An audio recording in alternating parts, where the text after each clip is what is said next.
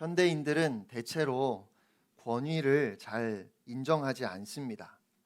포스트 모던 사회로 접어들면서 어떤 권위도 인정하지 않으려 하는 것이 현대 사회의 특징 중에 하나입니다. 단지 권위적인 것을 싫어하는 것이 아니라 권위 자체를 거부합니다. 그러면 오늘날 그렇게 권위를 인정하지 않는 풍조 속에서 위에 있는 권세들에게 복종하라고 하시는 오늘 이 본문 말씀을 우리가 어떻게 받아들여야 할까요? 우리는 권세에 복종할 수 없는 경우들을 얼마든지 이야기할 수 있습니다. 국가가 불의하게 행하는데 그 권력을 남용하고 있는데도 우리는 그 권세에 과연 복종해야 할까요? 여러분, 국가가 우상숭배를 강요할 때는 어떻게 해야 하겠습니까? 느부갓네살 왕이 다니엘의 세 친구 사드락, 메삭, 아벳느고에게 금신상에 절하라고 했지요. 절했을까요? 하지 않았습니다. 왕이 그들에게 또다시 기회를 주고 어떻게든지 회유해 보려고 했지만 그들은 끝까지 거부했습니다.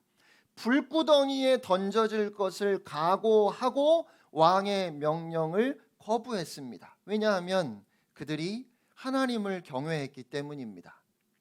또 사도행전 4장을 보면 대제사장들과 장로들과 서기관들이 베드로와 요한을 붙잡아서 예수의 이름으로 말하지도 말고 다시는 그 도를 가르치지도 말라고 경고합니다. 하지만 그때에도 베드로와 요한은 대답하기를 하나님 앞에서 너희 말을 듣는 것이 하나님의 말씀을 듣는 것보다 옳은지 스스로 판단하라고 그렇게 말했습니다. 하나님 앞에서 하나님을 경외하는 그 신앙 때문에 권세자들의 요구 앞에 복종할 수가 없었어요. 그런데 여러분, 오늘 본문 말씀을 보면 정확하게 똑같은 이유로 권세자들에게 복종하라고 말씀합니다. 하나님을 인정함으로 하나님을 믿는 그 신앙 때문에 권세자들에게 복종하라는 것입니다. 본문에서 권세라고 번역된 헬라어는 엑수시아라는 단어인데 이 말이 단수로 사용될 때는 하나님만이 가지신 힘과 능력을 의미합니다. 누가복음 12장 5절에 예수님께서 이렇게 말씀하셨습니다. 마땅히 두려워할 자를 내가 너희에게 보이리니 곧 죽인 후에 또한 지옥에 던져 넣는 권세 있는 그를 두려워하라. 내가 참으로 너희에게 이르노니 그를 두려워하라. 사람들도 우리의 생명을 빼앗을 수는 있지만 우리를 지옥에 보낼 수 있는 권세는 오직 하나님께만 있습니다. 바로 그것이 하나님께만 있는 그 권세가 바로 엑수시아라는 말이에요. 그런데 이 권세 엑수시아가 권세들이라고 복수로 표현이 되면 하나님만이 가지고 계신 권세를 위임받은 이 땅의 사람들을 가리키게 됩니다. 그리고 바로 이것이 우리가 권세들에게 복종해야 할 이유입니다. 그들이 가지고 있는 권세가 사람으로부터 주어진 것이 아니라 하나님으로부터 위임된 것이기 때문에 그 권세를 인정하라는 겁니다. 오늘 본문 1절 끝부분에도 모든 권세는 다 하나님께서 정하신 바라라고 그렇게 말씀했어요. 하나님께서 통치자들에게 권세를 갖도록 하셨다는 겁니다. 예수님이 십자가를 지시기 전에 빌라도에게 재판을 받으실 때 빌라도가 말했습니다. 내가 너를 놓아줄 권한도 있고 십자가에 못 박을 권한도 있다는 것을 알지 못하느냐? 그때 예수님께서 대답하셨습니다. 위에서 주지 않으셨더라면 나를 해할 아무런 권한도 없었을 것이다. 그러니까 예수님을 십자가에 못 박는 그 권세도 하나님께서 주신 권세라는 겁니다. 그리고 그 권세에 의해서 예수님은 십자가에 달려 죽으셨습니다. 정치인들 중에 부도덕한 사람들이 있습니다. 공직자들 가운데 비인간적인 사람들이 있어요. 우리는 그들에게 복종하기는커녕 그들의 권세를 인정하기도 싫어요. 하지만 그럼에도 일단 그 권세를 인정하지 않을 수 없는 것은 그들을 그 자리에 세우신 하나님의 뜻이 있기 때문입니다. 아마도 여러분 중에 굉장히 마음이 불편하신 분들이 지금 계실 것 같아요. 솔직히 저도 그렇습니다. 그래서 오늘 본문에 대해서 제가 스스로 납득할 수 있는 설명을 해보려고 애를 써보았는데요. 저는 오히려 그 모든 불편함이나 여러분 마음속에 떠오르는 그 의문들을 조금 내려놓고 결국 오늘 본문을 통해서 주님이 우리에게 말씀하시는 본질적인 교훈이 무엇인지를 생각해 보고 싶습니다. 그것은 우리가 모든 권세자들을 바라볼 때 궁극적으로 하나님께서 다스리신다는 사실을 기억해야 한다는 겁니다. 로마서 1장에서 11장의 주제는 우리가 어떻게 구원받았는가라면 12장 이후의 주제는 그래서 구원받은 그리스도인으로서 이 세상을 어떻게 살아갈까입니다. 그런데 무엇을 하든지 먼저 하나님 앞에서 하나님을 생각하며 행동하는 것이 그리스도인의 삶의 기본이 되는 원칙입니다. 하나님을 기억하고 하나님을 인정함으로 모든 것을 다르게 보고 또 다르게 생각할 수 있어야 한다는 것이죠. 한 권사님이 목사님에게 전화로 상담을 요청했습니다. 권사님의 남편이 새벽에 산책하러 나갔다가 교통사고로 돌아가셨어요. 그런데 나중에 경찰이 작성한 조서를 살펴보니까 사고의 원인이 남편의 잘못인 것으로 되어 있었습니다. 이 권사님의 남편은 월남전에 참전했다가 다리에 부상을 당해서 평소에 횡단보도가 아닌 곳으로는 절대로 길을 건너지 않는 분이었어요. 그리고 신호가 파란불로 바뀌지 않으면 한 걸음도 떼지 않는 분이었습니다. 이 조서가 잘못된 것이 분명했어요. 하지만 증거가 없었습니다. 권사님이 다니는 교회 성도들이 전단지를 만들어서 사고 지점 주변에서 사람들에게 나눠주면서 목격자를 찾았어요. 그리고 마침내 목격자가 나타났습니다. 한 분은 신문을 배달하던 분이었고 또 다른 한 분은 아이를 낳기 위해서 병원으로 가던 임산부였는데 이분들의 증언을 통해서 정말 어렵게 조서가 바르게 수정되었습니다. 그리고 사고를 낸 자동차 기사는 구속되었습니다. 그러자 구속된 기사가 부인에게 합의해달라고 요청해 왔습니다. 기사의 아내가 300만 원을 들고 찾아와서 이 권사님에게 합의서를 써달라고 했어요. 권사님이 너무 괘씸한 생각이 들어서 그 기사의 아내에게 입장을 바꿔서 당신 같으면 합의서에 사인해 주겠느냐고 물었습니다. 그런데 하필 그날 목사님이 로마서 말씀을 설교하면서 원수를 사랑하라고 하는 바람에 이 권사님이 전화를 하신 거예요. 도대체 어떻게 하면 좋겠느냐고 목사님에게 물었습니다. 그리고 목사님은 권사님에게 이렇게 말씀하셨습니다.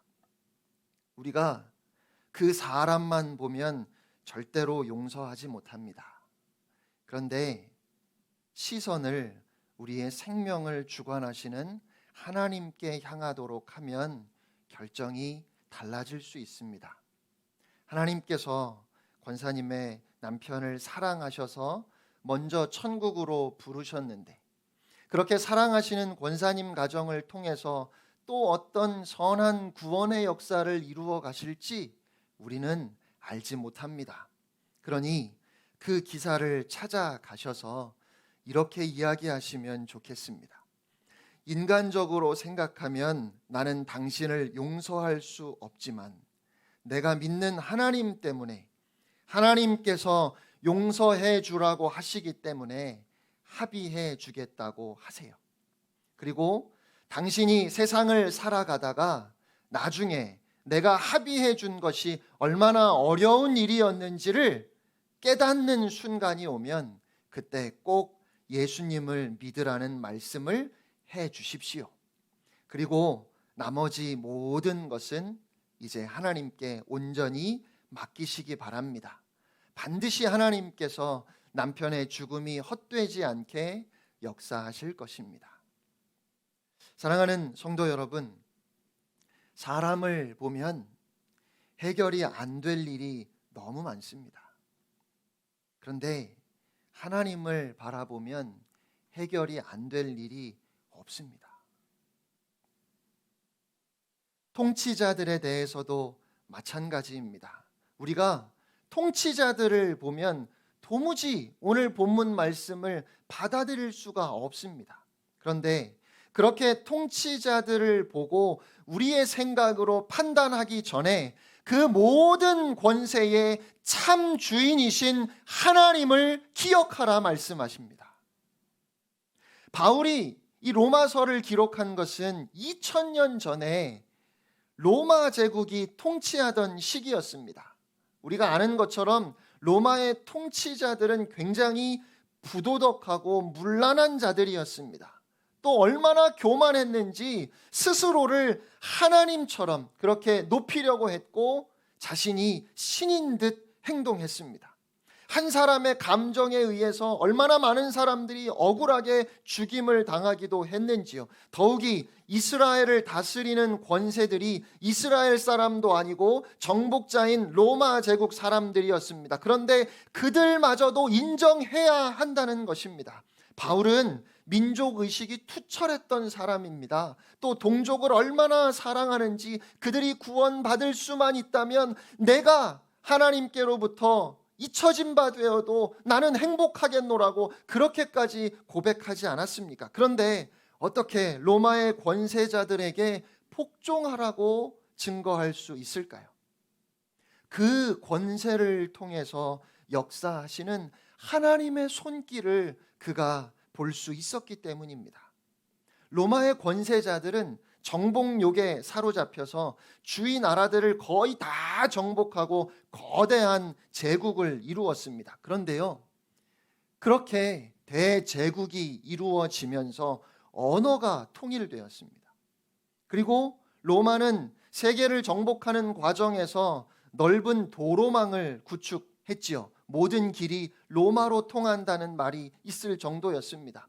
화폐도 통일된 화폐를 사용했습니다. 또 어디를 가든지 로마 군인들이 주둔해 있었기 때문에 치안 상태가 좋았습니다. 당시의 로마 제국이 지금은 수십 개의 나라로 쪼개어져 있지요. 사도들이 복음을 전하러 다닐 때 그렇게 나라들이 수십 개로 나뉘어 있었다면 복음이 수월하게 그렇게 빨리 전해지지 못했을 겁니다. 십자가 복음이 로마 제국 내에서 300년도 채 되지 않아서 널리 전파될 수 있었던 것은 절대로 우연한 사건이 아니었어요. 그러니까 로마 황제들은 패악했지만 하나님은 그들을 통해서 하나님의 복음이 전파될 수 있는 준비 작업을 하신 겁니다. 사도 바울은 복음을 들고 세계를 누비면서 그러한 상황들을 너무 분명하게 보았어요. 지금은 소천하신 김성하 목사님이란 분이 계십니다. 1948년에 공산당이 만주에 쳐들어올 때 그곳에 이름 있는 목사님들은 다 피신했습니다. 그런데 김 목사님은 어쩌다 보니까 피신을 못하고 중국에 남게 되었습니다. 그리고 온갖 우여곡절을 겪고 살아남으셨어요. 그런데 등소평이 집권한 이후에 개방 정책이 시행되면서 닫혔던 중국의 문이 열렸습니다. 그리고 들어가 보니까 그 거대한 중국 땅에 조선족 목사님은 이분이 유일했습니다. 중국에서는 중국 국적인 사람만 세례를 주고 안수도 할 수 있었습니다. 그러니 김 목사님이 안 계셨으면 조선족 동포들은 세례도 못 받고 안수도 못 받았을 텐데, 그분이 남아 계셨기 때문에 세례를 베풀면서 많은 사람들을 신앙의 길로 이끌었습니다. 이 목사님이 1987년에 한국에 오셔서 장신대에서 설교를 하셨는데 이런 말씀을 하셨어요. 모택동이 중국을 통일하고 40년 동안 철군 정치를 펴면서 교회를 다 폐쇄하고 많은 그리스도인들을 박해했습니다. 그때 사람들이 하나님이 어디 계시느냐고 의문을 던지며 고통스러워했습니다. 그런데 40년 동안 하나님께서 그렇게 어딘가 다른 곳에 가 계신 것이 아니었습니다. 하나님께서 중국을 버리신 것이 아니었습니다. 하나님은 모택동이라는 독재자의 손을 통해 중국 땅의 모든 우상을 다 타파하셨습니다. 중국 땅 전체가 우상을 섬기던 땅이었는데 그 땅에서 교회 문만 닫힌 것이 아니라 모든 우상이 재진 것이었습니다. 그러므로 이제 복음이 전해지기 시작하는 중국 땅에서 복음이 불길처럼 일어날 것이고, 하나님께서 40년을 뒤로 가게 하신 것이 아니라 오히려 중국을 더 빨리 복음화 시키시기 위해 하나님의 방법으로 일하셨던 것이었습니다. 그러면서 중국에서 일어나고 있는 복음의 열기가 얼마나 뜨거운지를 힘차게 증언하셨습니다. 하나님 앞에 설 때 비로소 하나님의 역사하심이 보이는 것입니다. 우리는 부도덕한 정권에 대항할 수 있어야 합니다. 부도덕한 정치인에게 맞설 수 있어야 합니다. 그러나 중요한 것은 그럴 때라도 하나님께서 그들을 권세자로 세우신 뜻을 생각해 보아야 한다는 것입니다. 그리스도인의 역사관은 세상 사람들의 역사관과는 달라야 합니다. 그리스도인이 보는 역사가 세상 사람들이 보는 역사와 동일하다면 믿는 사람과 믿지 않는 사람 사이에 차이가 있을 수 없을 겁니다. 저는 오늘 이 편지를 직접 받아보았을 초대교회 성도들의 모습에서 다 하나님께서 정하신 것이기에 위에 있는 권세들의 복종하는 모습이 어떤 것인지를 생각해 보았습니다. 오직 예수를 믿는다는 이유 하나 때문에 붙잡혀서 모진 매를 맞고 고난을 당합니다. 그렇게 고난을 당하면서 억울하다고 혹은 이것이 불의하다고 맞설 수 있는 힘도 없습니다.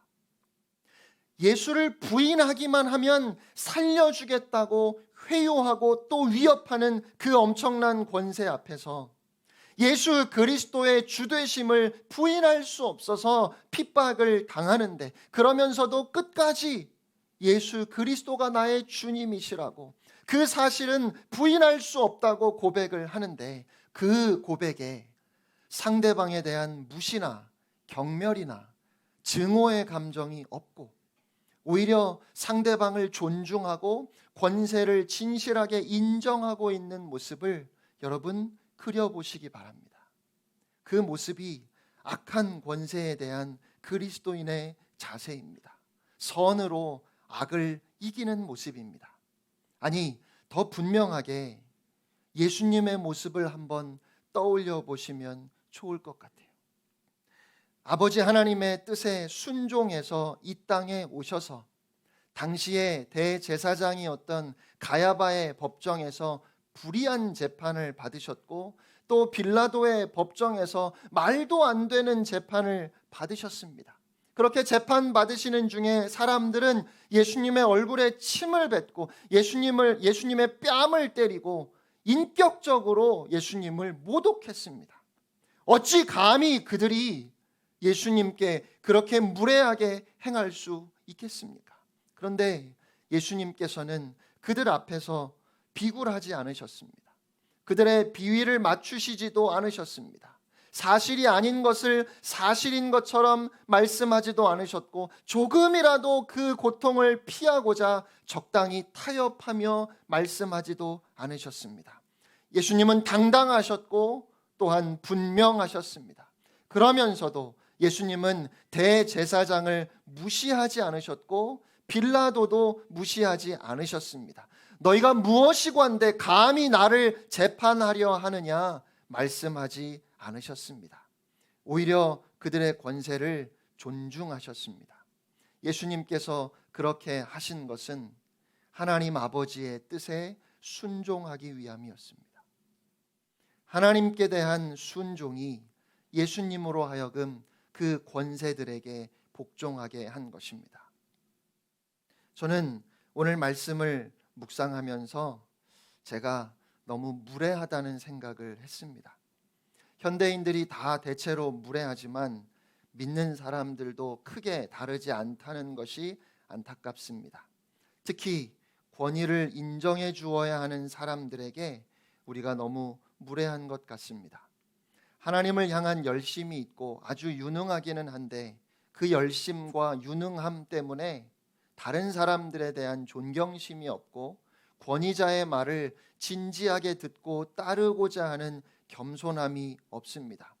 왜 그럴까요? 제가 제 자신을 보면서 느끼는 그 문제의 원인은 바로 세속화입니다. 서론에서 말씀드린 것처럼 현대인들은 어떤 권위도 인정하지 않으려고 합니다. 권위적인 것을 싫어하는 것이 아니라 권위 자체를 거부합니다. 세속주의는 하나님의 주인 되심을 인정하지 않고 스스로를 인생의 주인으로 여기는 겁니다. 그런데 교회가 그렇게 세속화되었습니다. 하나님을 믿는다고 말은 하지만 하나님도 나의 자유에, 나의 선택에 간섭하거나 강요해서는 안 된다 생각합니다. 내가 무엇을 원하는가가 중요하지 하나님이 무엇을 원하시는지는 하나도 중요하지 않습니다.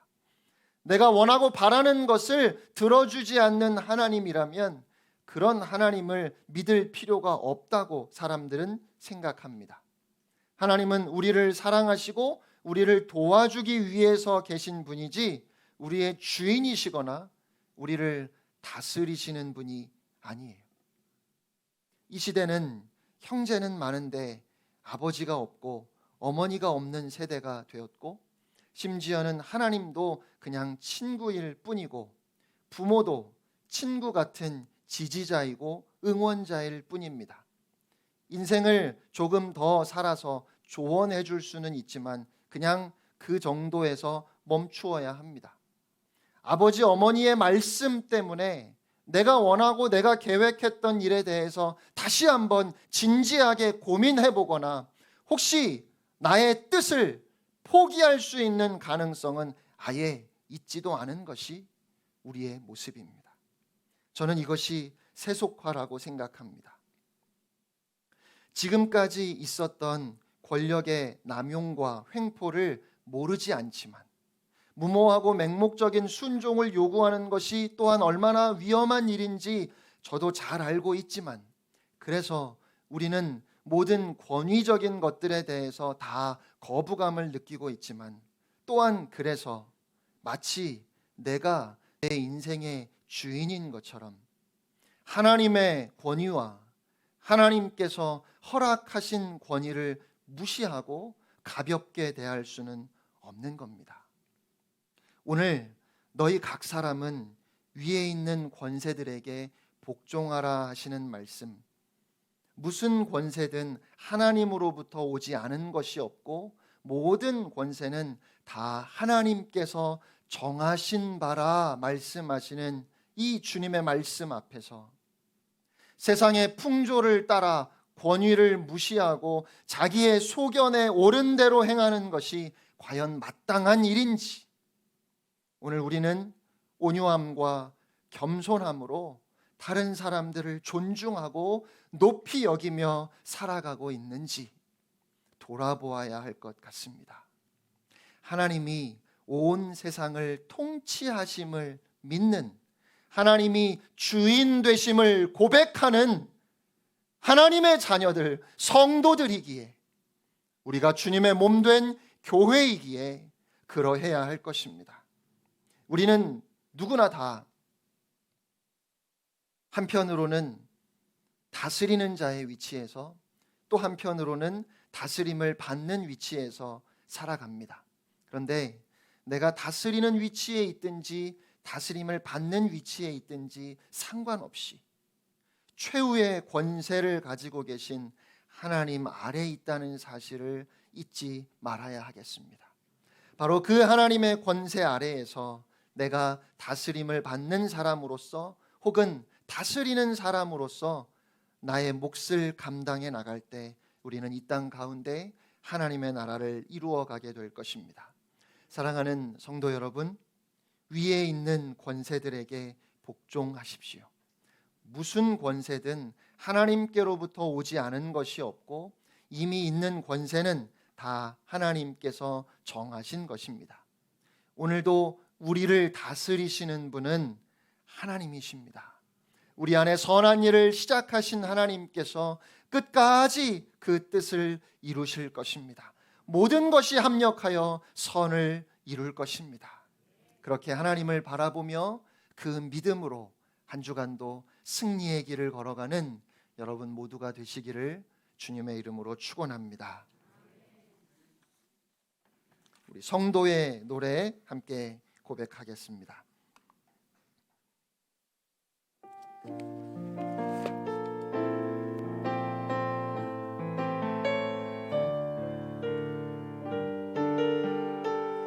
환난 가난과 고난,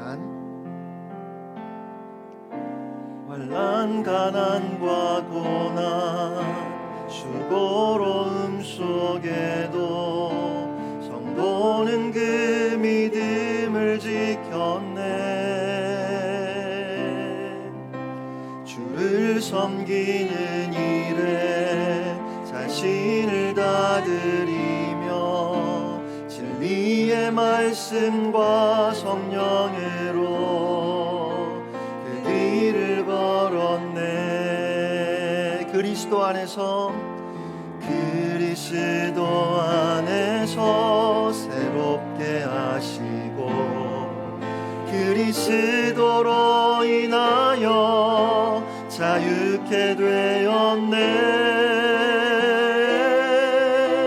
우리는 무명하나 유명한 자요, 죽음의 위기 속에도 참 생명 가졌고 근심하나 기뻐하며 가난하나 다른 일을 부욕해 하는 자로다. 우리 다시 한번 찬양합니다. 환난 가난과 고난 수고로움 속에도 성도는 그 믿음을 지켰네.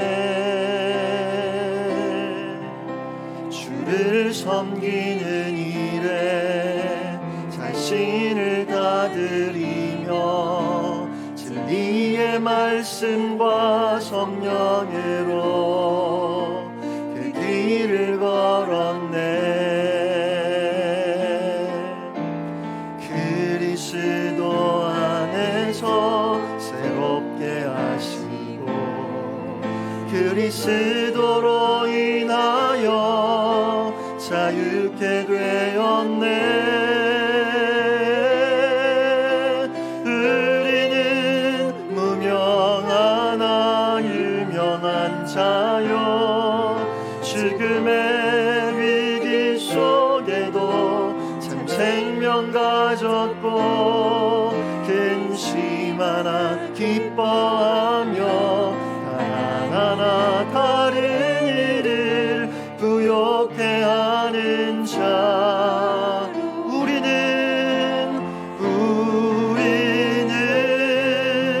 무명하나 유명한 자요, 죽음의 위기 속에도 참 생명 가졌고 근심하나 기뻐하며 가난하나 다른 일을 부욕해 하는 자.